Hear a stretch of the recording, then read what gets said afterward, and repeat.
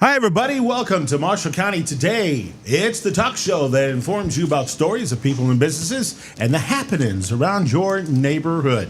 I'm Tony Ross. Great to be with you once again.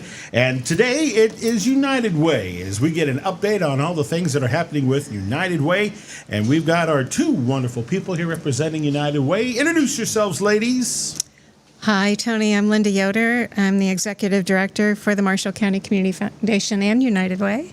And I'm Michaela DePloy. I'm the Impact and Communications Manager for both the Marshall County Community Foundation and the United Way of Marshall County. Well, it's wonderful to see both of you again. You too. Actually, we got some really good stuff to talk about today.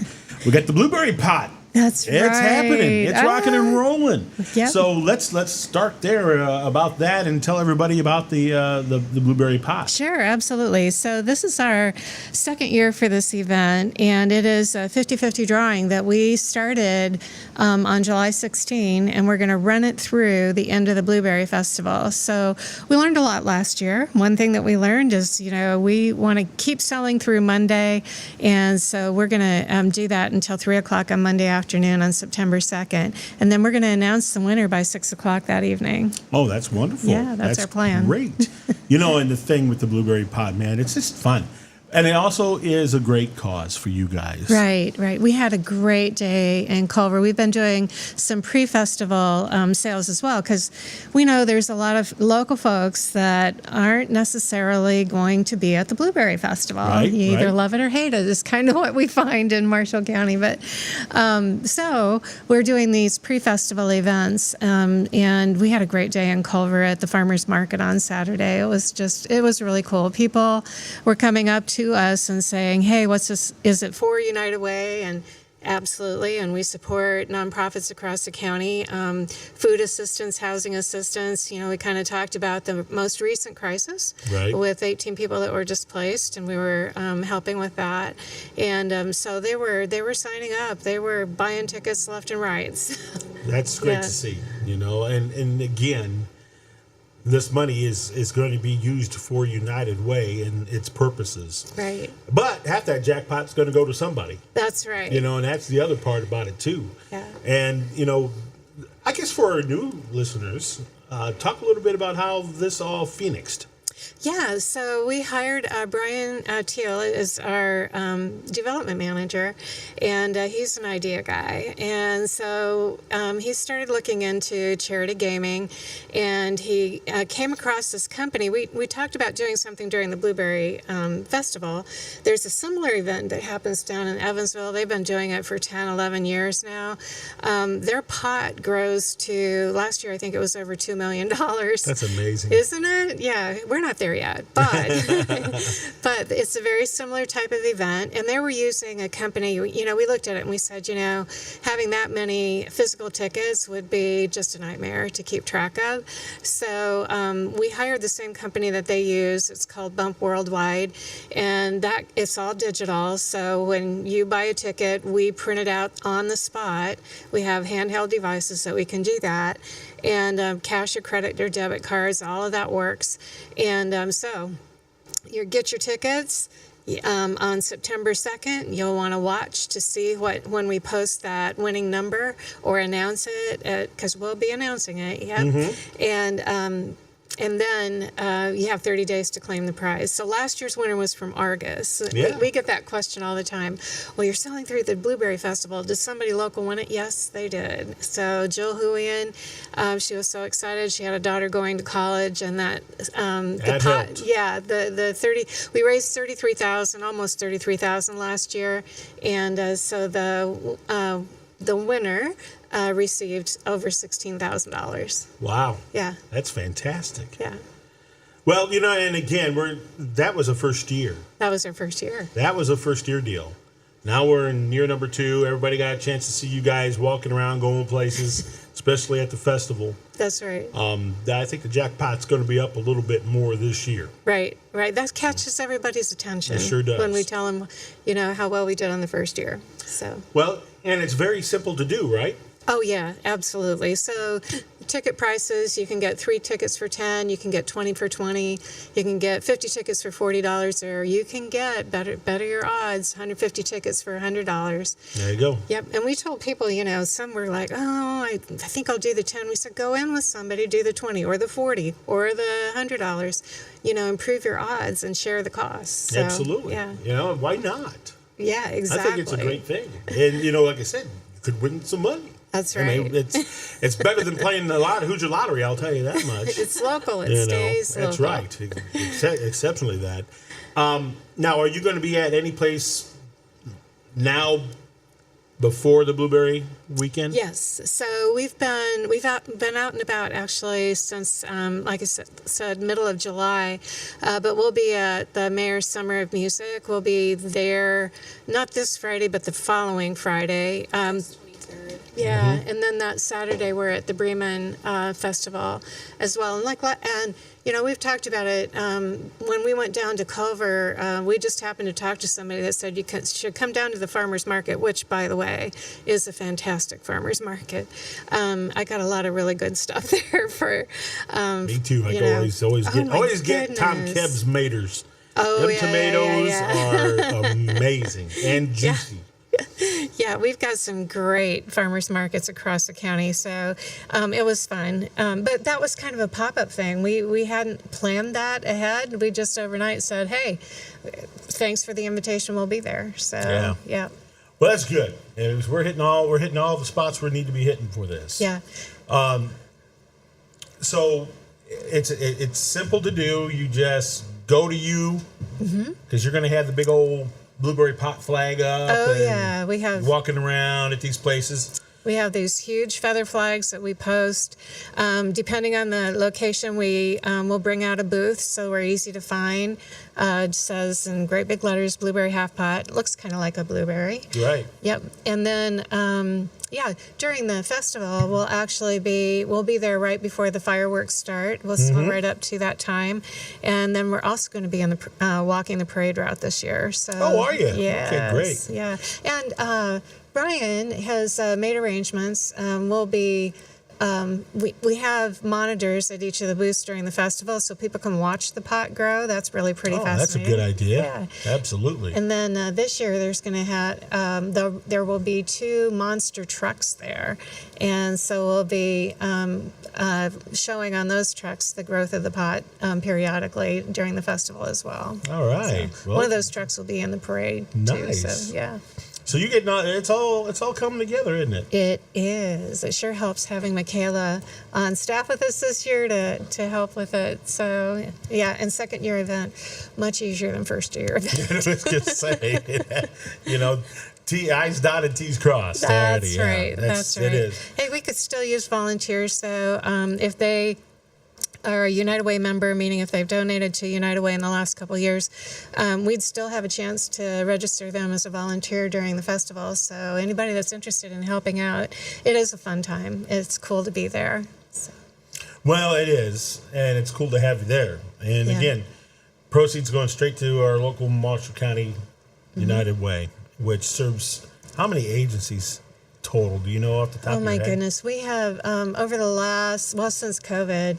We've supported over 40 organizations. 40 organizations now that take care of families here in Marshall County. 40. That has grown from at least past 10, 15 years. And if we don't have these agencies, then there's a lot of people that are in trouble. Yeah, and I'll tell you, here again, we mentioned just briefly the situation with those residents that were displaced at the Point. It is incredible to watch the way they come together and work together, because they always do. They leverage every resource they have to see how they can make a difference for people. And this was a really tough situation. Exceptionally tough. Yeah. Yeah. Now, has everybody been taken care of? They're still working on it, honestly. Yeah. So we know the repairs on the building are much more extensive than originally thought. So we're right now, Link to Hope is meeting on a regular basis with residents to see where they're at, help them with transitional housing if they need it. And it's it's a challenge for sure. Yeah. But these scenarios continue to pop up, Right. and this is just unfortunate for starters. Thank God someone had the foresight to go check it out, and and the residents there finally were heard.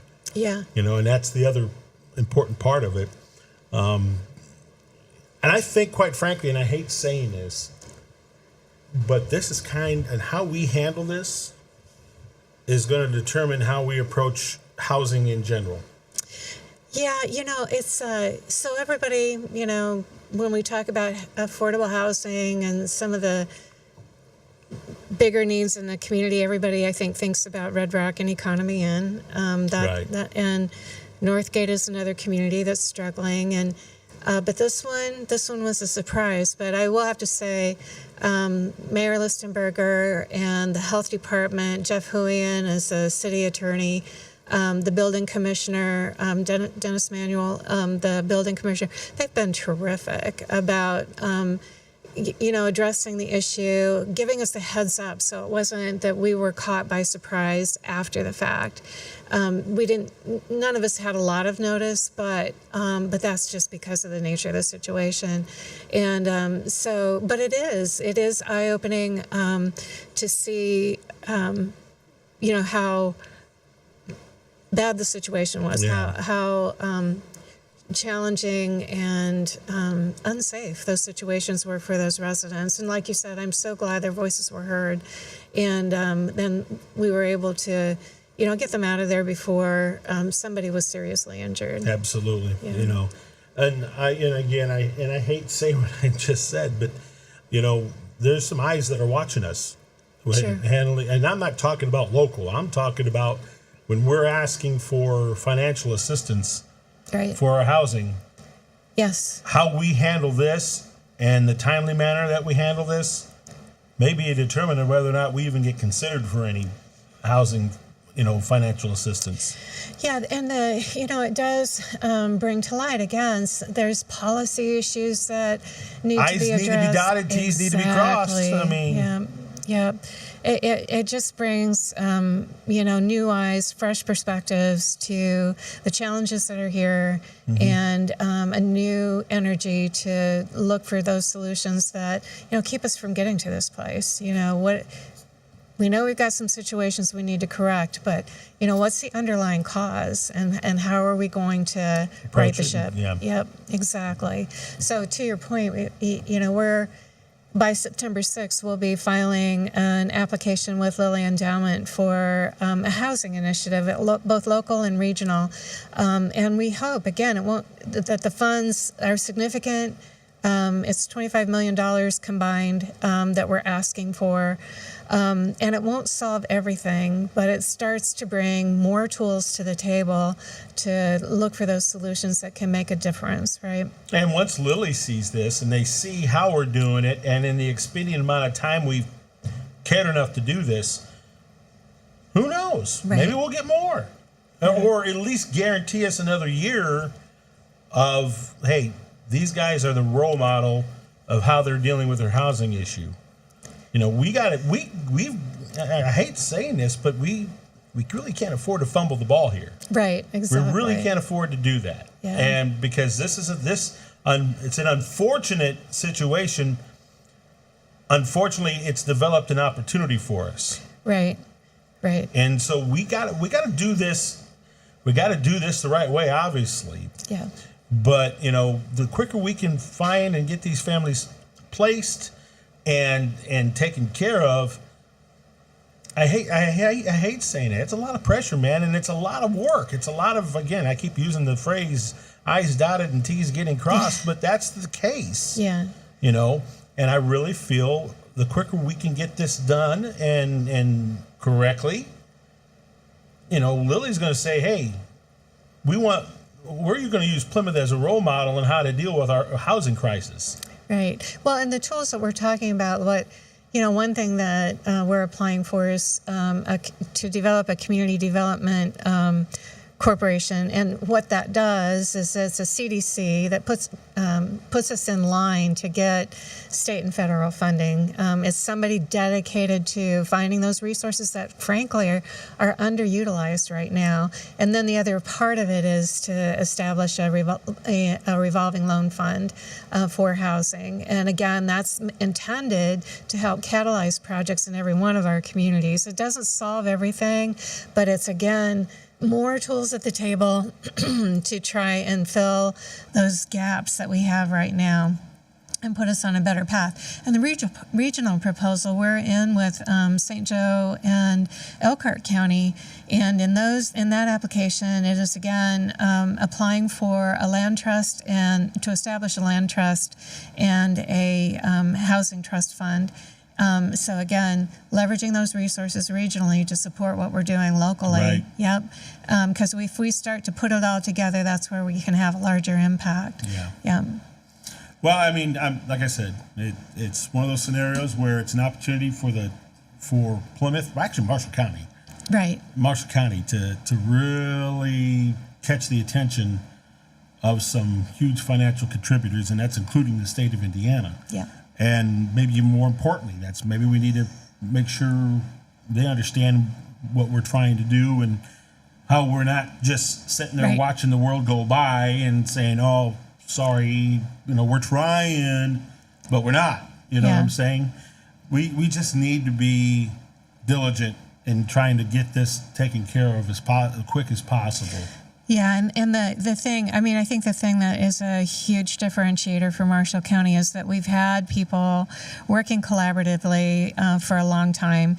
And our nonprofit network is one, and I just want to mention, those agencies that really stepped up again, the township trustee, Center Township trustee, Amy Knapp, and Neighborhood Center with Chris Garner, and Salvation Army with Doug Casera.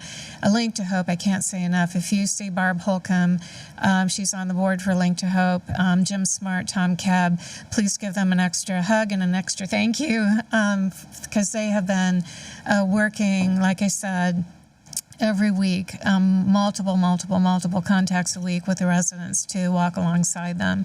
And the Poor Handmaids of Jesus Christ, they have been there as well. Just agency after agency that said, hey, let us know what we can do to help. So that's been great. But One Marshall County also, when we talk about those housing initiatives, it's those kinds of partnerships and relationships that we're building locally that put us in a much better place to apply for the big grants, the big dollars. Yeah. Right. Well, everybody's got to be all in. I Yep. mean, there's no ifs, ands, or buts about it. And so, well, we're glad we're tracking there. What else is happening with you guys? Well, we finished up, it's related, but we finished up the Housing Matters. Well, I say finished up. We'll have another meeting here shortly. But we had Michael Fortunato come and give us a review of his final report. It's 108 pages. We'll send you a copy. Good. Yep. But it gives a lot of information about where we are right now. It talks about the 1,300 housing units that we're short right now, but it also identifies a potential opportunity with those houses that are deteriorated, that need rehabilitation, are maybe vacant right now. It gives us opportunity to look at that as a less costly chance, to find housing for folks. If we can get them into safe, livable condition, that could be a resource for us to help fill that gap. So Michael, at his last meeting on August 1st, we had a chance to sit down in committees, with interest groups, right? And we started talking about short-term goals. What can we do in the next 30 days? Well, we're going to get back together a little over 30 days on September 19th. Michael will come back and he's going to check in with us, see how we're doing. So we've got 4 groups that are working hard to, reach those short-term goals. So we're excited to hear what they're up to and what's happening next. I also wanted to mention Jack Davis. He's working with a group specifically in Plymouth about transitional housing and things like that. So, and again, one of the high priorities for us is permanent supportive housing and the integrated housing project that we still have opportunity to apply for funding. It's finding the right location, and that group is going to help us with that as well. So stay tuned for more on that. But we're out there, to your point, we are at United Way campaigns with the schools right now. We were in Plymouth and Bremen last week. We'll be in Culver this week. But it's, orientation sessions, first days of school. And it's busy time. Oh, it is very busy time. But we take Dolly Parton with us. We set up a table. We take Dolly Parton with us. And we talk a lot about Dolly Parton's Imagination Library. So, Tony, our goal for the first year was to sign up 500 kids. We're there. We're at 520, and we're just 3 months in. So, yeah. Good. Yeah. And I would imagine parents, once they hear about this program, it gets them involved, and so there's some accountability taking place. That's great to hear. Yeah, it is. A number of the teachers said we're already signed up. There were a few that said, "Oh, I didn't know it was in Marshall County," and so they're excited as well. And like you said, as they share the information with the families of their students, we think it's just going to grow exponentially from there. Yeah. Sounds wonderful. Yeah. Sounds wonderful. So you guys have been busy here since we last talked, haven't you? Jeez. We have. And Teresa Hammond, she's been a terrific help with that program. We talk all the time about our champions, and Teresa's one, and Barb Holcomb and Tom Kebb and Jim Smart, they come to mind real frequently, especially lately, and there are so many others, but we truly appreciate them. It doesn't happen with just the staff, that is for sure. Great staff, but we can't do it alone. Great servants' hearts. Yes, absolutely. Without question. Yeah. So we got the right people in place, that's for sure. Anything else? I got about another 6 minutes or so. Oh, yeah. Anything, Michaela, that comes to your mind you want to talk about? I think just with Dolly Parton's Imagination Library, if anybody out there is wanting to help sponsor some children and getting those free books shipped to their homes, feel free to reach out. You can reach out to us at marshallcountyyuw.org, and we'll put you in contact with Teresa. We are looking for sponsorships because, man, we are getting lots and lots of kids signed up, and we want to, we don't want to turn any families away. Absolutely. Yeah. So either corporate or individual sponsors, you can sponsor on our website, or you can reach out to us and we can get you signed up. What's the sponsorship cost? Sponsorships are at different levels. I think there's a $5,000, a $2,500. You can do $1,000 or $250, $500. I mean, honestly, any level will help. Okay. Any level will help. We do recognition at those higher levels, but like the United Way model, if you can do, $50 or whatever. It's like $26 Yeah. and some change sponsors One child child for a whole year. And that gives them a book. We didn't really talk about that, but it gives they can sign up. We were talking to moms, pregnant moms, right? Those ladies that are expecting babies, and we said, look, if you sign up now, that first month you'll be getting your first free book. So it's one free book per child per month from the time they're born till their 5th birthday. And that's a pretty cool deal. And like Michaela said, $26 a year to do that. That's awesome. Yeah. Good stuff. Well, girls, thank you for coming in today. We appreciate your time, your effort, and we're glad we could promote United Way because you guys are doing some really great things. Thank you. And what you heard today, folks, is just the tip of the iceberg. So we got a lot more good stuff coming. Let's make sure we support our United Way by getting in on the Blueberry Pot. And again, where's your next stop? One more time. Our next stop is at the Mayor's Summer of Music. We'll be there not this Friday, but the following Friday. We'll be there. So in 2 Fridays. Yep, and we've got great sponsors for that as well. GeneX, Coca-Cola, Mastersons. Who am I missing? Revolutionary Accounting. That's right. And Miller's Insurance Group. There we go. So get your ticket. That's and right. you could be a winner. Only takes one. It just takes one number. That's right. All right, 9:27 in the morning, and when we come back, we wrap it up here on Marshall County Today.